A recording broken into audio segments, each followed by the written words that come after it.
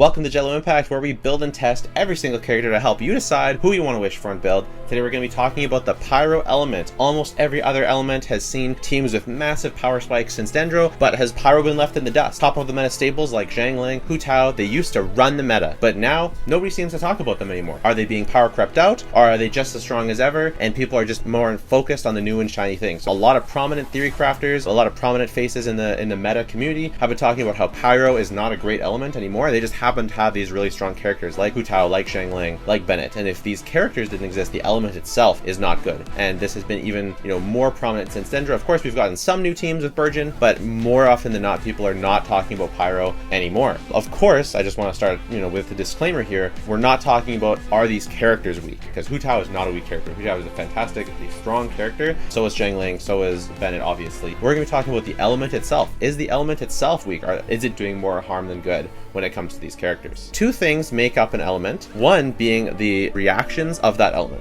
An element is really nothing without its reactions. The second thing is we look at the actual characters, because sometimes characters have properties inherent to them that completely change the element. For example, for Hydro, if we didn't have a Xingqiu or Yelan, they do a specific type of Hydro application. Hydro would be almost a completely different element without those two characters. They're kind of almost staple to the element itself, and so there's some characters that may fit that description for Pyro, but let's first go over the elemental reaction. So the first reaction is Vaporize. When we look at Vaporize, there's two kinds of Vaporize. There's forward and reverse vape. So forward vape, I actually don't remember which one's which. The first type of Vaporize is when Hu Tao, for example, has a Pyro attack. She attacks someone that has Hydro on them, and that creates a 1.5 times damage multiplier, okay? The second type of Vaporize is when someone like Tartaglia or Child, he does his burst against Pyro infused or a Pyro applied enemy, and that does double the damage. The difference is when Hydro hits Pyro, it removes all of the Pyro, so you can't consistently attack Hydro into Pyro and always get double damage. But when Pyro hits Hydro, it's more likely, or it doesn't generally take off as much Hydro, so you're more likely to be able to consistently vaporize Pyro against Hydro, which I think is reverse vaporize. Let's talk about this reaction and its power level. It's a great reaction. This is probably the day one staple reaction, and it's affected by whatever the character scales off of. So in Hu Tao's case, HP/attack. It scales off of their elemental mastery, which is a big one, and of course crit rate and crit damage. So when you're building Vaporize, you want to think about these things. But it's a very consistent reaction, and one of the main reasons why the reaction is so consistent is because of a character we talked about right here, and that is Xingqiu. Yelan can do it, but Xingqiu is first and he's still better. He applies so much Hydro that you can always get a Vaporize off of for most characters. Daya is an exception. That's one of the reasons why she's so underwhelming, but Diluc, Hu Tao, Yoimiya, these are all characters that can vaporize using these characters, and so it's a very, very common strategy. Reverse vape, I already talked about the main, or the other type of vaporize where Hydro vaporizes off of Pyro. The main way you're going to be able to do that is basically when Tartaglia that uses his burst. It's like basically it's good for one shot big damage. It's big screenshot or big nuking damage. Not so good for consistently, because consistently when Tartaglia is attacking, he's the one applying Hydro on field, and Xiangling is vaporizing off field. Vaporize is a top tier reaction. It's not like the absolute pinnacle strength reaction of the game, like maybe Hyper Bloom, but it is extremely consistent and it's extremely good. And there's lots of top meta teams with Hu Tao and Tartaglia that use Vaporize as their main reaction. So far Pyro is winning. Second reaction is Melt. Melt is a lot less consistent. There's a lot less characters that actually use Melt. I would say that Ganyu is the only character that consistently uses Melt as one of her main strategies, and technically it is reverse Melt because it's Cryo melting off of Pyro. This reaction is when Xiangling's Frostflake arrows, when they hit a Pyro applied enemy, then they will do 1.5 times damage, and when a Pyro attack hits Cryo, it'll be a 2 times multiplier. The common cases is sometimes you'll see a Diluc melt team where he'll be able to melt some of his hits. I would say the melt reaction is so-so. It's pretty good, but it's pretty inconsistent. There's not a ton of characters that can use melt. Reverse melt is a pretty good team, right? You have Rosaria, who melts a lot of her hits. Actually, I've changed my mind. The reaction is pretty good. I would say it's actually pretty solid. It's not quite as good as Vaporize, but it is pretty solid because reverse melt teams with Rosaria, Kaya, Xiangling, Bennett, these types of characters, or even Shenhe, these are pretty solid teams. I would say they're not quite as consistent as Vaporize teams, but they're still very good. The next reaction is Overloaded. Overloaded is when Electro meets Pyro. And Overloaded is most common. Most people think of Overloaded as a bad reaction, but it's actually one of the more underrated reactions in the game, because Overload scales off of just elemental mastery and the character's level, and it actually does a fair bit of damage in certain conditions. And what people fail to realize is, so in the early game and in the early meta, Overloaded was considered a not good reaction, because if enemies can be knocked back, they will generally be knocked back quite a bit from using Overloaded. And so if you're fighting small enemies that are getting knocked back all the time, Overloaded can feel pretty bad. However, now we have a lot of more boss and non-staggerable enemies in Genshin Impact, and so Overloaded is used to very great effect in Raiden National and Raiden Hyper teams. For example, there's other teams that it's used reasonably well as well. But what happens is Kazuha in say a Raiden Hyper team, for example, Kazuha will infuse his burst with Pyro, and the Pyro will hit on the electro applied enemies from Raiden attacking. Similar situation in National, where Raiden's attacking and Xiangling's Pyronado is hitting enemies, and this will create a lot of overloaded reactions. You generally build Kazuha on 1,000 elemental mastery, or maybe not 1,000 hyper teams, but close to that, and you'll generally build Xiangling with a lot of elemental mastery for her vaporizes. And so overall you get something called overvape, which is overload and vaporize in National, and you'll just get straight up overloaded along with, you know, electro attacks in your Raiden Hyper team, and these do non-negligible damage. They do a lot of damage. It's not a reaction you build your teams around, but it is a damaging reaction. It is slept on. I would say it's maybe more of a B tier reaction, but it's not bad at all. And I think it's really being slept on, and in a lot of cases it does a lot of damage. The next reaction is Burning, and I would say that this is the first reaction that's probably kind of bad right now. Burning is generally a bad thing. You actually don't want the characters to be inflicted by burning. You'll often have to build your Dendro Pyro teams, the version teams, around trying not to let the enemy actually get into the burning state, because once the enemy is burning, it's very hard to cause other elemental reactions to happen, and burning itself does not really do all that much damage. The one time you can use burning is in what's called an air fryer team, which is double Anemo and Pyro and Dendro with Nahida, and it does do some reasonable damage. There is a big downside, however, because burning does equal damage to the enemy as it does to you. So if you get afflicted by burning, you are pretty much dead really, really quickly. Sometimes you'll just die in the abyss, and it's because you're afflicted by Dendro and Pyro and burning, and so you're in trouble. So burning, pretty bad reaction. But with Dendro, you also have Burgeon. Burgeon is when Pyro explodes Dendro cores, and this is a pretty good reaction. The only limitation that it has is basically burning itself. You have a strong restriction on how you can build your Burgeon teams, because if you don't have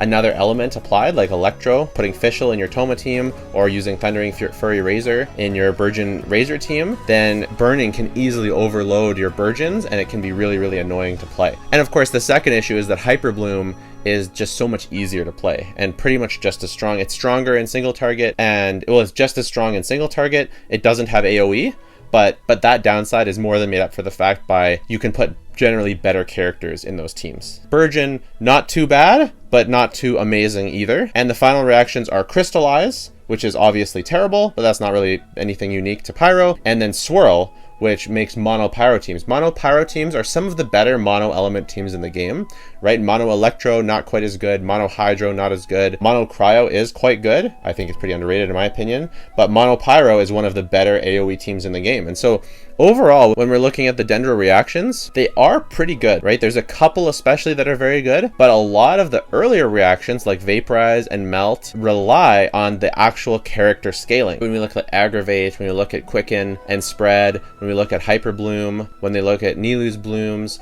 these reactions rely a lot on, in addition to the innate scalings of the character, they rely on the character's level, and so they have some transformative properties, if not being fully transformative themselves. And they don't have any utility factors like freeze with crowd control. There's nothing really like that for burning. And so aside from Burgeon, most of these reactions rely on the characters themselves being good. So you're kind of at the mercy of the scalings. Whereas if you're using, you know, a Hyper Bloom team, any character can pretty much do Hyper Bloom as long as it really more depends on their elemental application. Whereas Pyro, they depend a lot more on their scaling. So Yoimiya, Hu Tao, they live and die by your artifacts, right? How good are your artifacts, especially someone like Diluc, but even someone like Dea, someone like Xiangling. And so we definitely have to begin talking about the teams and talking about the characters that we can use. I would say the top Pyro-centered teams are Hu Tao Double Hydro, international, the different forms of the national team, which centralize on Xiangling. So international,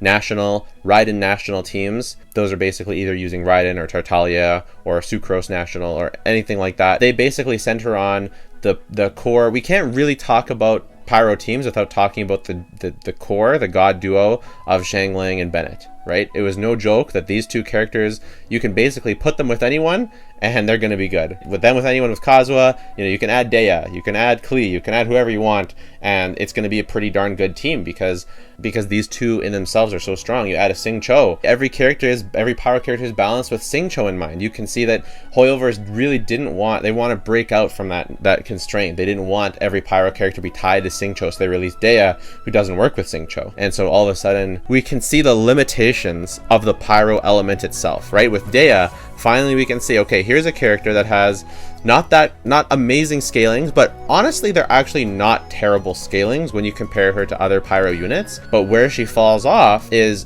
that she can't activate Sing Cho, so she doesn't get that 1.5 times multiplier, and Sing Cho just buffs every team that he's on because he does so much damage himself. And so I think Dea is a really good showcase of why the Pyro element isn't that insane. Same with Diluc, right? The Diluc his scalings are just as good as Keqing, but Keqing is a way better character now, and that is basically the only difference between these two characters. Aside, their playstyle is different, but they both have elemental infusions. They both have normal and burst attack and skill attack damage, and on release, because of the reactions that were around, Diluc was the superior character. But now we look at someone like Keqing, and she's by far the superior character, and that's strictly because of her element. So I think looking at characters like Dea, like Diluc, like Keqing, we can see where the element is kind of falling flat. Because, we could go back and forth and debate, oh, this reaction is better than this reaction, oh, Pyro's got some good reactions here and there, but how does it actually show up on the battlefield? That elemental application wouldn't do anything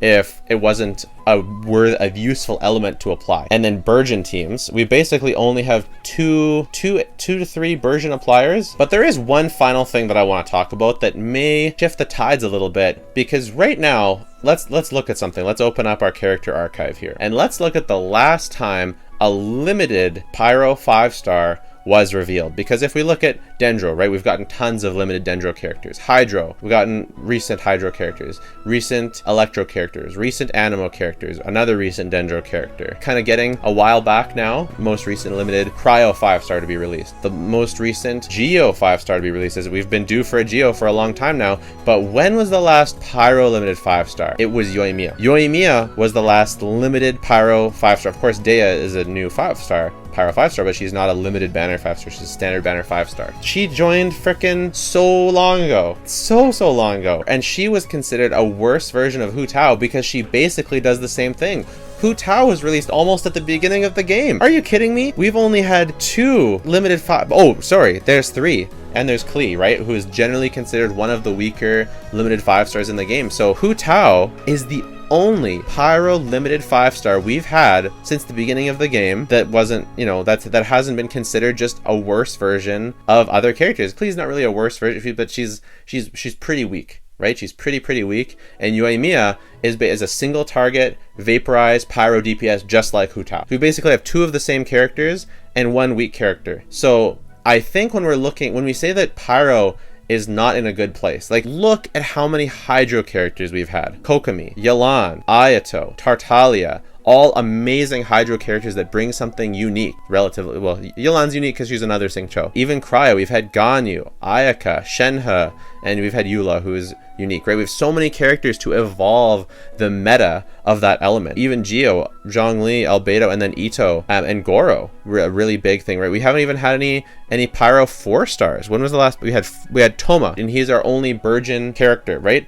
I don't think it was a coincidence, by the way, that he was released around this time. They were already planning Dendro at this time. They knew he was going to be a Burgeon, the only Burgeon character. So I think that yes, Pyro currently feels underwhelming as a reaction. However, a really large part of the reason for it feeling underwhelming is, yes, it is the element, but it's also our lack of limited characters. If we got 2 or 3 more limited Pyro characters, we would not be saying that they were, you know, that Pyro was weak, and they were actually doing stuff, right? They're actually adding different things to the Pyro meta. If you enjoyed this video, I think it was a really cool video with some really cool ideas in here. Please consider subscribing. We are so close to 1,000 subscribers. It would really help me out, and we've got lots more great discussions like this coming, some unique perspectives. And if you want to see what I think of the current Abyss, check out this video right over there. And if you want to see my review of Nahida or Nilu, check out that video over there. Take care.